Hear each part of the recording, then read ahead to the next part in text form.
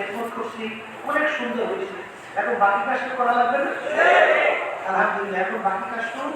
ওখানে আসাতে থেকে থাকবে, নিম্ন থাকবে, আপনার ভাত করিয়া আলহামদুলিল্লাহ এই সকালে থেকে আর হাতে কাজটা আমরা করে বলবো ইনশাআল্লাহ।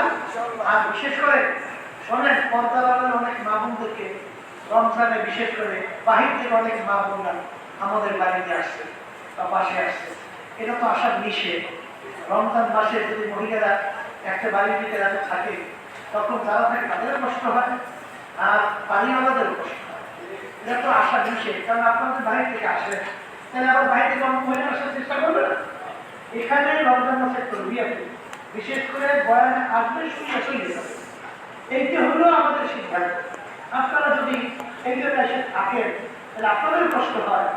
শুনছি তো যে আপনারা ঠিক মতো অনেক সময় সাহারির সময় আপনারা আসেন, আপনাদের টাকা করা হয় না, তখন কষ্ট হয় না? তখন আপনারা ঠিক মতো সাহারি খেতে পারেন। তারপর যারা নিজেদের কাছে তারাও কষ্ট হয়। এই কাজটা করবেন না, কারণ বরকত দেওয়ার মালিক আল্লাহ। এখানে এই কাজটা আপনার আল্লাহর রাস্তায় এখানে করবেন। আর বিশেষ করে যারা আসেন তাদের জড়িয়েছে কোনো বিপদ না হয়। অনেক মহিলারা মুখ খুলতে